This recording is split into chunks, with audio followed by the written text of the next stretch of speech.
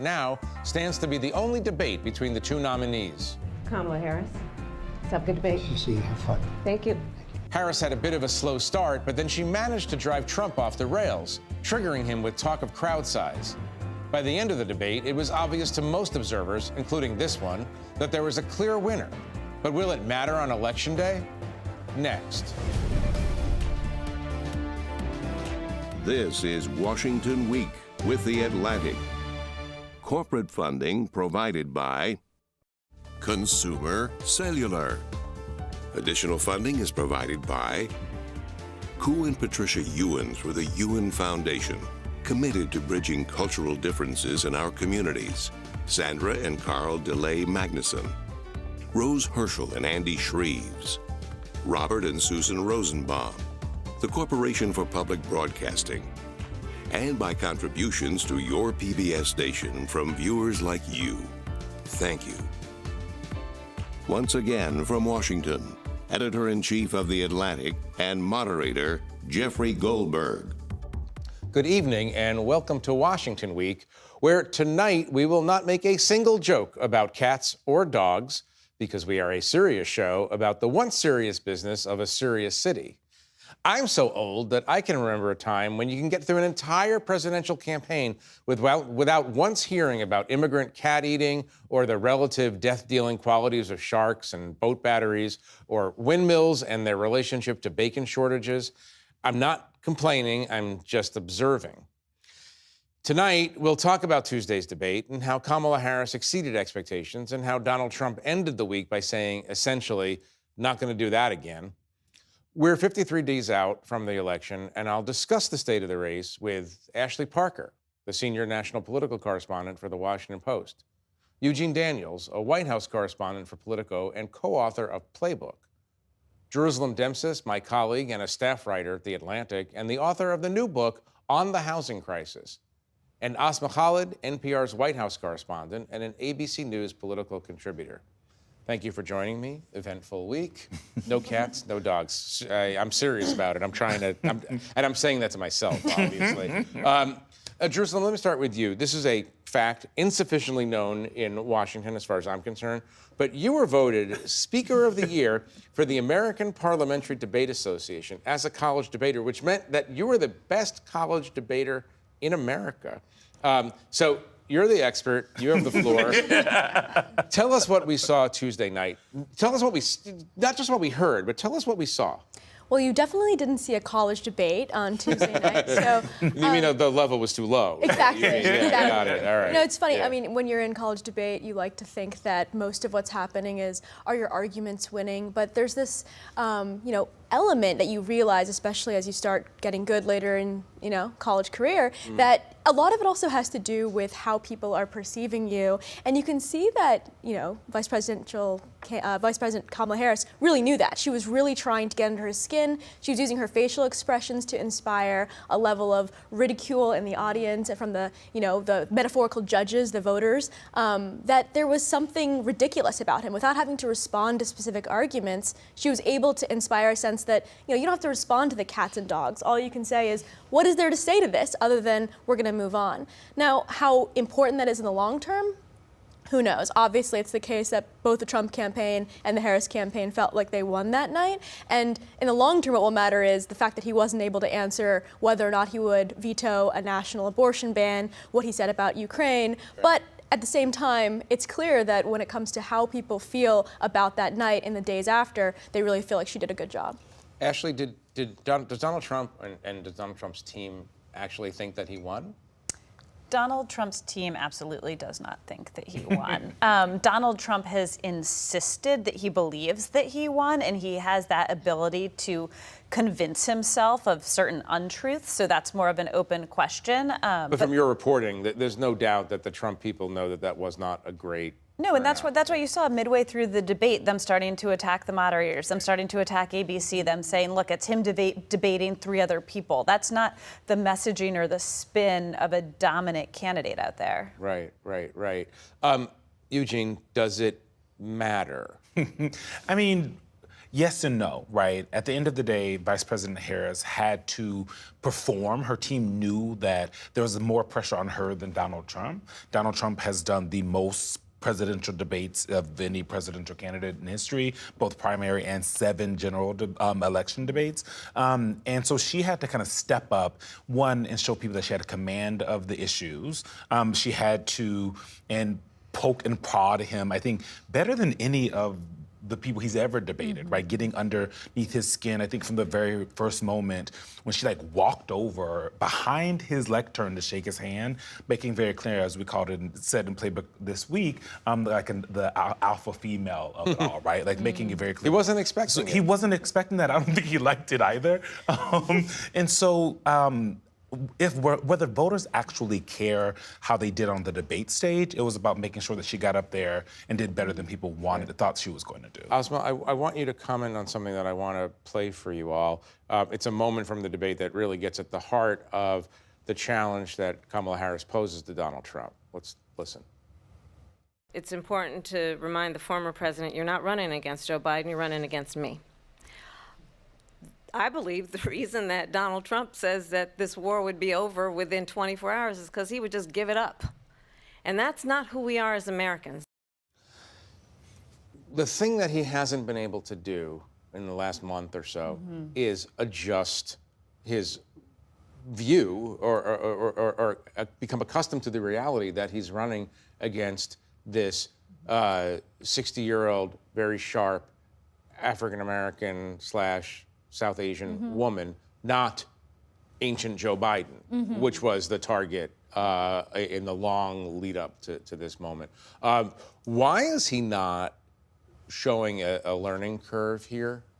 I would say a couple reasons. One is that he had not anticipated this change to happen, right? You heard for weeks after it happened, almost this sort of nostalgia for Biden of he was cheated out of the race. It's the kindest messages I think we heard from Trump about Biden in many years. Yeah. But also, I would say, the reality is that what we saw on the debate stage to me was that, Trump's central message for much of this campaign cycle was one major thesis, and that was that Joe Biden, his opponent, was too old. That argument has gone out the window now that he's running against a woman who is nearly 20 years younger than him. She has suddenly become sort of physically the change candidate. Her campaign talks about a new way forward.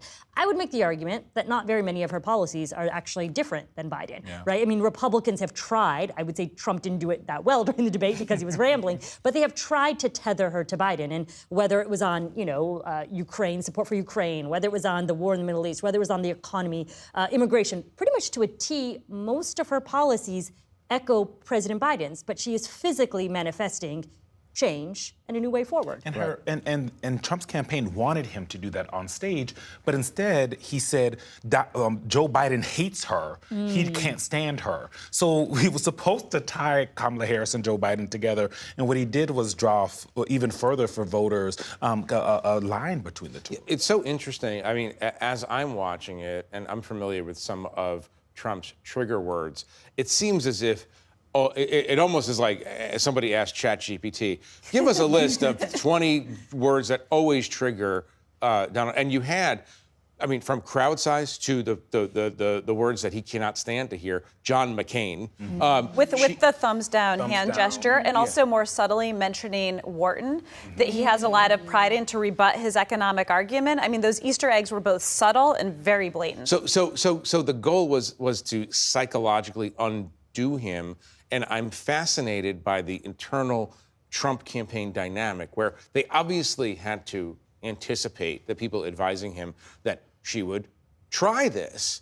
And they probably told him, but it doesn't seem, Jerusalem, that it It's also mattered. clear, though, at the end, when he was doing his closing remarks, it's almost like he came back to himself and he remembered the message he's supposed to be getting. It's the first time you really hear him make the claim that, that she's going to be a continuation of Biden, that, if she'd wanted to do all these great things she's talking about, that why didn't she do it in the last 3.5 years? And it was almost like you saw him re-entering his body after being pushed to, his, trigger points on all of these different topics. So, I do think that it was a situation where he was not expecting to be rattled by her and was clearly underestimating her. One thing that was also striking to me is if you listen to Trump rallies, he's not been shy about saying Kamala Harris's name. I would argue he often mispronounces it, calls her Kamala. I mean, he mispronounced it a whole host of ways.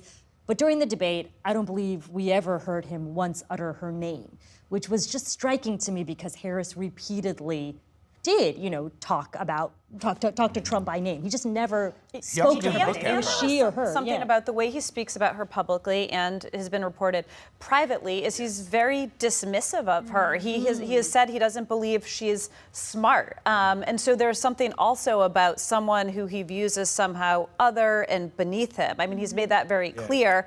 I wonder if he feels that way anymore. Then going up against him toe to toe and getting under his skin. So he underestimated the adversary, is what you think? I mean, he underestimated. It's kind of an Occam's razor thing. That's the most obvious conclusion we could draw. That he just went in there thinking that who is this woman? And then could not maintain the self-discipline that his aides had tried to prep him for 90 minutes because he was so frustrated that this woman who he did not believe is on the level of him was getting the better of him time and time again. If you think about how the way that he's interacted with women, whether they be women politicians or women reporters, the ones that kind of catch the worst from him are often black women and women of color who are reporters especially. When you think about people like April Ryan, people one of my predecessors, Yamiche. Like the way that he spoke to them was different than the way that how he spoke to men, and also how he spoke to white women. And you saw that on stage. He often does not think that black women or women of color, it seems, can rise to the same level as him. And if you think that way, watching someone do that and actually get under your skin and have a strategy that in poking at little things that bother you, that is going to come out. And there's an irony to it too, because he thinks he's such a populist, right? And there's a level like you said, he's so proud of being a Wharton, this Ivy League school, and Kamala Harris is someone who did not attend an Ivy League school. He feels she doesn't have the academic credentials, the intellectual credentials to stand up next to him, and then when she's able to get under his skin, I think it's even more shocking to his senses. Yeah, no, that's an interesting point. I'm trying to understand the reason that he didn't look at her. Yeah. I know. I wonder if it goes to something that Eugene is talking about, or if it goes to a strategy of. I mean, she was directly right at him, and it can be interpreted as fear. It can be interpreted as contempt. It could be interpreted as just I'm going to look at the audience the whole time, and I don't care about her. I don't know what. Or I'm not going to look at her because I might get too pissed off and make a face that might turn off the white suburban women. But that assumes a level of discipline. No, I'm saying, discipline in his approach, and obviously, I'm just imagining, and there's a little reporting around, but I'm just imagining that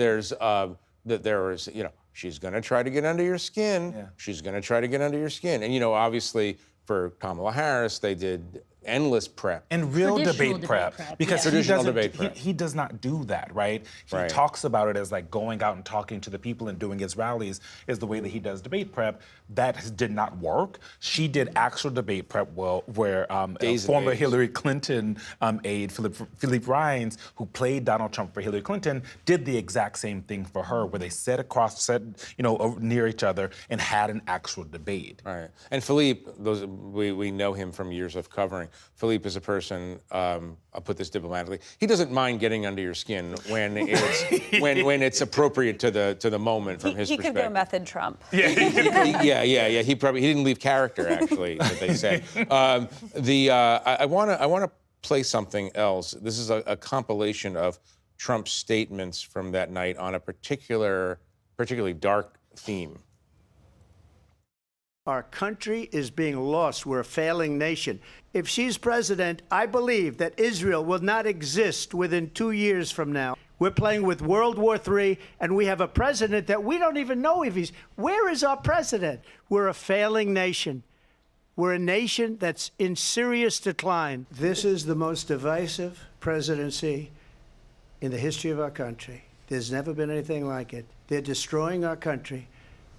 So on the general theme of I'm old enough to remember X, I'm old enough to remember Ronald Reagan, Morning in America, Ronald Reagan as the sunny Republican antidote to the malaise and the moroseness of the Carter years. The Republicans are traditionally the party that says, it's all sunny uplands. America's a great place. It's the party that in recent years has embraced visible signs of patriotism. This is dark.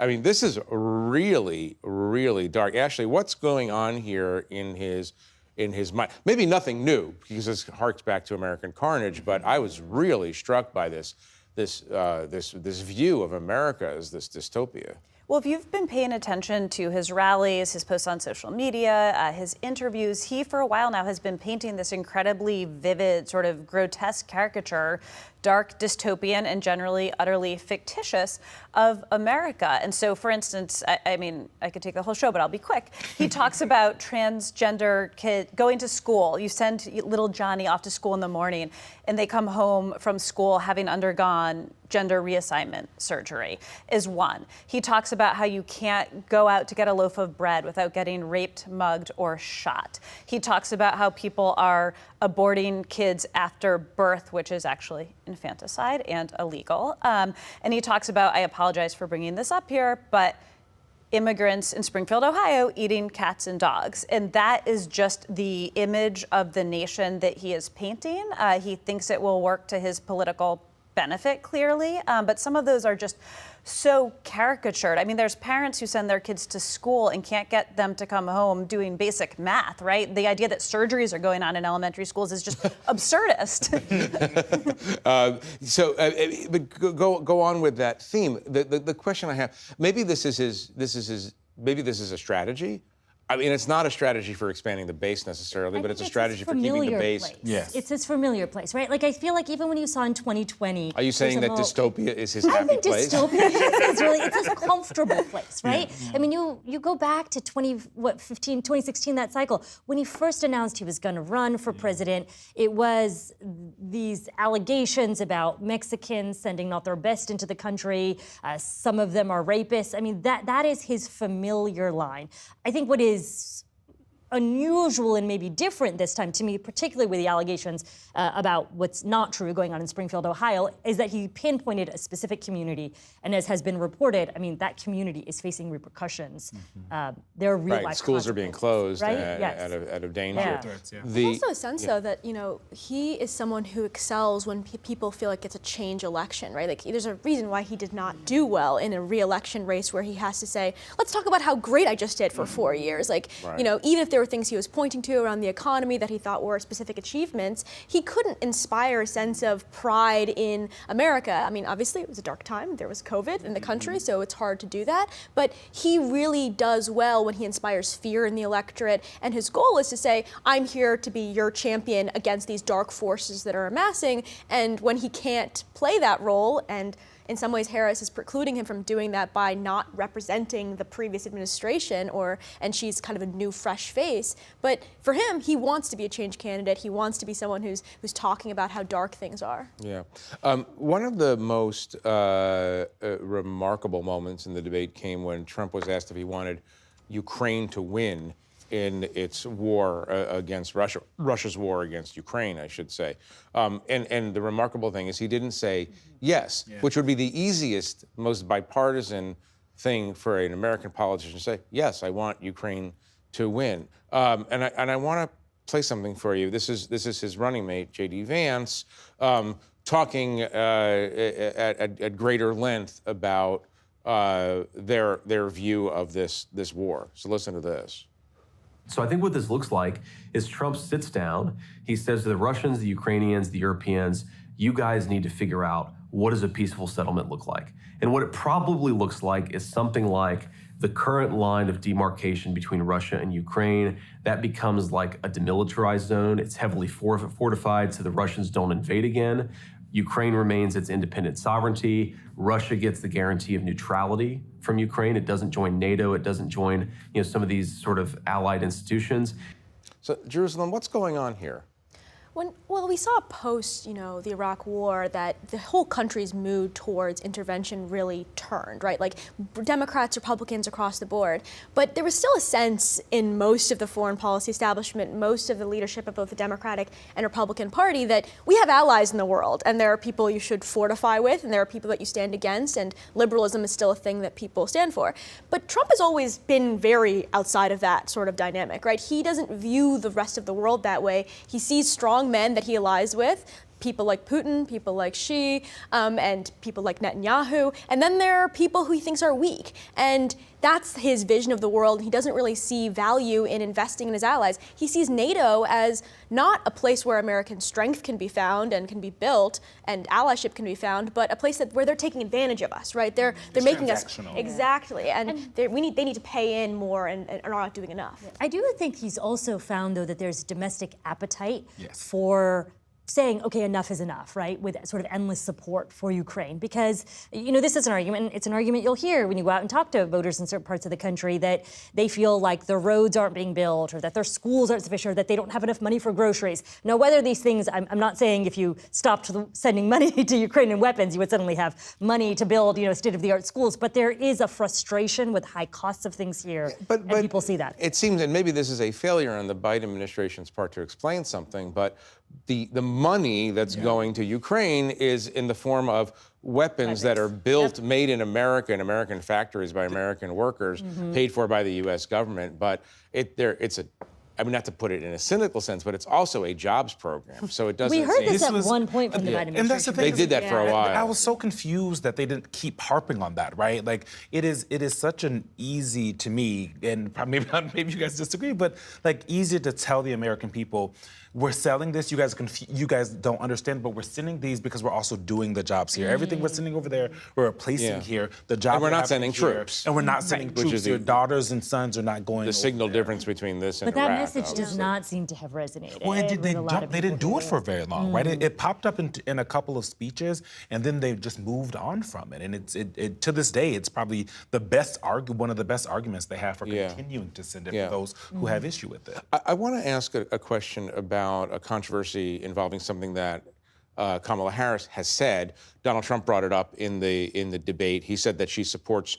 transgender surgery for immigrants being held in federal prison. There was a lot of back and forth. Oh, she doesn't believe that. But in fact, she did tell the ACLU in 2019. I think it was 2019. There was a question on a questionnaire that she supported taxpayer funding for gender transition surgeries for detained immigrants and federal prisoners. So far as I know, the campaign has not said, or she has certainly not said, if she still believes in this or if she's shifting her position on this. Eugene, Asma, what's going on with that particular issue? I mean, she hasn't talked about it since, right? Right. It's not been an issue that she has talked about. There's a few issues that she's kind of changed her position on now after 3.5 years as vice president. I think largely what's happening with kind of the different Senator Harris in 2019 and now is that at the time, there was a Democratic Party that was kind of chasing itself to the left. And you had all of these, it was like 20-something people who were on stage, almost other than Joe Biden, who were saying, I'm going to chase Bernie Sanders. I think the party is a Bernie Sanders party. They learned the hard way that that's not the case. And so they had these different types of positions, whether it's that one or fracking or all of these others that she held at the time. I think, you would probably. Well, she's running as a prosecutor. And now she's running as something completely different. And I think if and when we see her campaign address this, if they're forced to, it will fall into the my values have not changed bucket. Exactly. Right. Exactly. Right. My values have not changed, but policy-wise. My positions have, but my values have not changed. What she said about immigration when she kind of came out with some different ideas on immigration is that the last 3.5 years watching and dealing with immigration has kind of influenced her decision, which is, I think, most Americans probably will give them credit for that, but she hasn't said that about the others. Right. And I think it's worth thinking about the dynamics of a primary too, right? Because the way that this policy position came out is that the ACLU sent a questionnaire to candidates, and people had to respond to it, and that dynamic just does not exist in. First rule of Fight Club: never respond to a questionnaire. In the minute that we have left, I was going to ask about Laura Loomer, but I kind of feel like just saving it for next week, and maybe that issue won't be around. I'm going to go and give you 50 seconds, Jerusalem, to talk about your book in the context of the campaign, housing crisis. How does it relate to the immigration crisis? Yeah, I mean, this has been a big talking point for J.D. Vance and Donald Trump. They're looking for an answer because, the Harris campaign has been very clear that they're going to be focusing on policies like building more housing and providing down payment assistance. And there has to be an answer to that that plays into this sort of populist rhetoric. And so they've decided to focus on the fact that, immigrants have come into this country and are contributing to demand for those houses. There's not good evidence for this. We know that actually the majority of home price appreciation happened because of Americans seeking houses and remote work demand shifts. But, you can read more about it in my book. That was a perfect, enlightened, self-serving pivot. I appreciate it very much, but unfortunately, we need to leave it there for now. Do read her book. I want to thank our panelists for joining us and for sharing their reporting. And to our viewers at home, thank you for joining us. For a close look at the way stricter abortion laws affect OBGYNs, please read Sarah Zhang's article, That's Something You Won't Recover From at a Doctor's Office, at theatlantic.com. I'm Jeffrey Goldberg. Good night from Washington. Corporate funding for Washington Week with The Atlantic is provided by Consumer Cellular. This is Sam. How may I help you? This is a pocket dial. Well, somebody's pocket. Thought I'd let you know that with Consumer Cellular, you get nationwide coverage with no contract. That's kind of our thing. Have a nice day. Additional funding is provided by Koo and Patricia Ewan through the Ewan Foundation, committed to bridging cultural differences in our communities. Sandra and Carl DeLay Magnuson, Rose Herschel and Andy Shreves, Robert and Susan Rosenbaum, the Corporation for Public Broadcasting, and by contributions to your PBS station from viewers like you. Thank you.